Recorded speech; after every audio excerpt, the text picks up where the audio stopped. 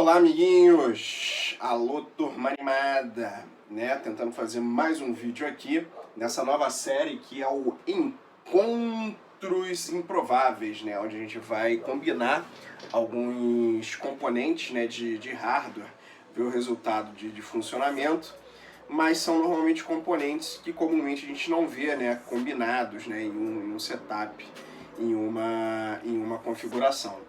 Então, hoje, né, o nosso primeiro vídeo dessa série é a combinação i3 530, né, com a nossa famosíssima GTX 1060 de 6 GB, né? Então, o que a gente vai fazer? A gente vai rodar um jogo, né, fazer uma pequena gameplay nesse vídeo, fazer uns testes, né, vai ter toda a nossa agenda aí, que é o nosso próximo tópico.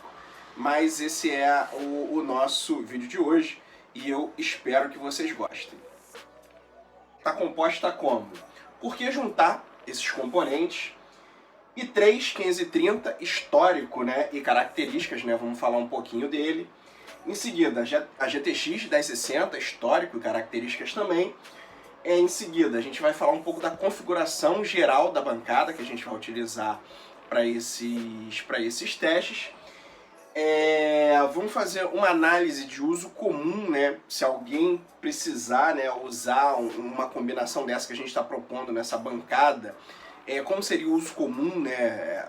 Rodar o Windows com o pacote Office, navegação na internet, né? E em seguida a gente vai fazer a análise gamer, né? Vamos botar trechinhos aí da gameplay de como se comportou esse hardware, né? E vamos falar um pouco sobre, né, se é possível ou não usar essa combinação. Depois a gente passa para a nossa conclusão, ok? Vamos continuar aí. Bom, por que juntar esses componentes? Primeiro, uma colega de trabalho tá com a máquina ruim, que é um processador dessa série, e aí eu peguei para dar uma olhada para não deixar ela sem máquina, né, uma vez que a gente ainda tá nessa marola aí de pandemia. E eu tenho uma 1060 aqui em casa, que eu uso para algumas aplicações, né? E aí eu vou juntar com o hardware dela para fazer um teste, né? E é interessante, né, que a gente tem na vida do i3 e da 1060 uma proposta bem diferente. Enquanto o i3 foi desvalorizando ao longo do tempo, a 1060 ela deu aquela caída e agora com a crise ela volta a ser valorizada. E aí é legal, né, a gente divulgar como fica uma máquina com essa configuração, né, para que a gente, até para se alguém estiver precisando, né, poder ter ideia, né, do que rola se combinar esses hardwares aí, tá? i3 530, né, o bichinho ali de primeira geração, um hardware bastante limitado, né, se comparado com os dias de hoje. 2 cores, 4 threads, né? Muitas das tecnologias que a gente tem hoje não haviam sido desenvolvidas, né? Litografia 32 nanômetros, isso daí pra gente hoje é bastante coisa, né? E o que acontece? A gente tem aí uma média de preço desse processador na minha região aqui, Rio de Janeiro, entre reais, né, 80 e 110, né? É um hardware que evoluiu razoavelmente bem, você ainda encontra dele para vender. Na realidade do nosso país, né, tem gente que precisa usar, né, um hardware com essa idade, né, se a gente observar aí, a data de introdução dele no mercado é 2010, né, então quer dizer aí um processador de 11 anos, mas que ainda é de necessidade, né, que se utilize dadas as limitações econômicas, né, e etc. Então esse aí é o resumo, né, do nosso processador que a gente vai utilizar hoje. E aí, seguindo, né, a gente tem a nossa GTX 1060, né, 6 GB, uma placa de 2016, né, foi introduzida no mercado aí, valendo $246. Hoje a gente tem dado ao número, né, limitado de placas de vídeo no mercado, a gente tem ela aí super valorizada entre R$ 1.800 e R$ 2.200 reais.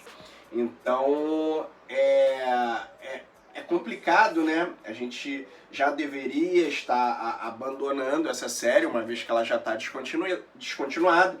No entanto, ela ainda é queridinha de muitos, né? E desejo de muitos ainda que estão usando a série 900 ainda, né? Então é uma placa que está com um valor ainda bem alto de mercado. Em 1080p ela apresenta excelentes resultados, mas é uma placa antiga, né? Então vamos começar a falar aqui da nossa configuração da bancada, né? O que a gente optou por testar. Placa-mãe, uma GA55M 2S HP, uma excelente placa, uma placa completíssima para a época. Uma fonte de 600 watts da KCAS, ou KCAS, não sei como pronuncia. Estou usando o HD, tá? Não SSD, e talvez por isso o resultado na parte... talvez seja o HD que vai dar o indicativo, né, do resultado da análise de uso comum. E aqui no slide está 4 GB de RAM, mas na realidade é 8 GB de RAM, tá? Fazendo a correção. Mas na análise, né, a gente vai discutir um pouco mais do conforto de uso, né, dessa máquina. Eu printei algumas telas, né, mas isso daí eu vou poupar vocês, que aquilo ali sou eu salvando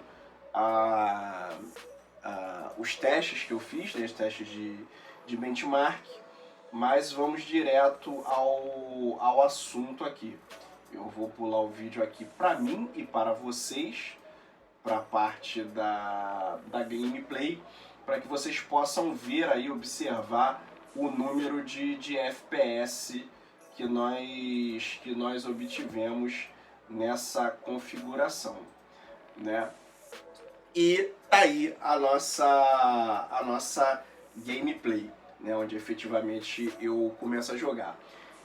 Observe, né, que a GPU tá com 37, 40% de uso nessa parte do jogo, né, onde não tem mais outros jogadores para interagir. Isso é muito ruim, né? O processador ele não consegue empurrar um volume de dados, né, satisfatório para a GPU, então ela fica parcialmente ociosa. O número de quadros, surpreendentemente, eu considero bom, ele bate aí 50 quadros, né? Em alguns momentos vai chegar perto ali de 60, eu consegui observar ali coisa de 59 quadros, dando aí uma média entre 40, né, e 59 quadros, vamos dizer assim. Então é uma flutuação boa, sobretudo para quem usa monitores de 65 Hz, né, que é o mais comum. O meu monitor principal é de 75 Hz, então se eu tivesse que usar uma placa dessa, mesmo com um monitor de 75 eu utilizaria, né, porque o principal foco, né, que eu estou colocando nessa configuração naturalmente vai ser o uso recreativo, né, vai ser jogar de modo recreativo e não pensar em algo pro, né? Então a gente tem aqui a máquina conseguindo rodar, apesar de todo o esforço que o processador tem que fazer, porque ele fica o tempo todo em 100%. E é interessante que antes desse teste que eu gravei aqui, eu rodei o Fortnite sem limpar o dissipador, e o processador, além dele ficar no talo em termos percentuais, ele chegou a bater 101 graus, né? Então aquela historinha de que é importante sempre estar fazendo manutenção do seu equipamento, né? Limpando ali a parte de arrefecimento, não é história da carochinha não. Depois que eu limpei tanto o cooler quanto o dissipador, ficou nessa média aí de temperatura de 84 graus, né? Isso daí é bem interessante. Então vamos seguir agora para nossa análise. A nota de 1 a 10 é 4, né? Lento ao ponto de promover desconforto e irritação, né? Irritação leve, mas serve para os casos urgentes. Ou seja, tá com dificuldade de grana e às vezes tem um equipamento desse disponível ou viu barato para comprar. É claro, não é uma indicação natural, compre esse processador para você usar, não é isso. Mas no aperto, né, você pode tentar usar uma máquina dessa para você fazer aquelas atividades essenciais, né? Mandar um currículo, navegar na internet, até assistir um vídeo no YouTube, né? Vai ser um pouquinho, vai ratear para até você chegar lá, mas vai conseguir. Então, carinha do bonequinho aí, aquela carinha triste, não é o raivoso ainda, mas é aquela sensação de insatisfação, sim, tá? Insatisfação leve. Surpreendentemente, né, com relação à questão do uso gamer, né, dessa combinação, uma i3 530 com uma 1060, por incrível que pareça, para o uso recreativo, eu considero satisfatório, de uma 10.6, né? Você não vai ter o volume alto de FPS, mas vai conseguir se distrair, né, se entreter de forma recreativa. Então vale a pena, em vez de você de repente não ter oportunidade de jogar nada, se você não tem um console, pelo menos você consegue se divertir. Lembrando que quando a gente fala da questão do jogo, a gente está falando da 1060 em si, né? Empurrada por um 1530, ou seja, a 1060 ainda está sobrando e o i3 1530 está ali, né? Essa combinação permite a você jogar. Então, eu coloco aqui como média de 50 FPS, a gente viu que deu uma oscilada, né? Batia esses 40 e poucos, né? Chegou aí a 30 e pouco. Vou arredondar aqui para 50 FPS, porque às vezes ele também subia, né? E eu não quis fazer aquele cálculo de média, né? Alguma coisa mais informal aqui entre a gente. Então, essa é a análise do ponto de vista gamer recreativo, tá? Agora vamos à nossa conclusão, né? Para o uso comum de uma configuração como essa, né, uma placa de vídeo um pouco melhor, né? Às vezes o cara já tem essa máquina, mas quer botar uma placa para poder jogar. Cara, dá para dar uma sobrevida nela, né? Você vai precisar aí de uns 16 GB de RAM e colocar um SSD, né? Como eu falei, no uso comum, o que estraga ela, na minha concepção, é tentar usar uma máquina dessa idade com um HD. Se você colocar um SSD, creio que vai te dar uma utilização mais confortável. O que surpreende. Por quê? Para o jogo recreativo ela atende, porque no jogo você carregou, né, como a memória, a placa de vídeo ela tem memória de 6 GB, você consegue dar aquela boa carga no jogo, a ponto de não ficar engargalando, e você consegue jogar numa boa, diferente de quando você tá trocando de tela, tá trocando de arquivo, coisa e tal, que aí você vai depender do HD também. E aí se colocar um HD na jogada, vai babar. Então, pro uso comum, né, uso de trabalho, aquela produtividade básica, não estou falando de edição de vídeo, nada disso, estou falando acesso à internet, e-mail, edição de documentos. Ponto, é isso que eu estou falando. E o jogo, né, na sua forma recreativa ali, em 1080p, entre 40 e 50 quadros, completamente satisfatório. Então, gente, esse é o final aí do nosso vídeo de hoje, né? Espero que vocês gostem. Se acharem interessante essa série, né, Encontros Improváveis, faça sua sugestão. Se a gente conseguir o hardware, a gente aplica aqui a análise.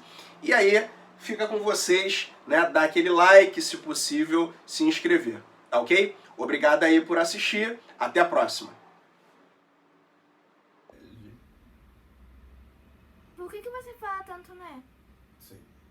Vamos lá. Tenta controlar. E aí?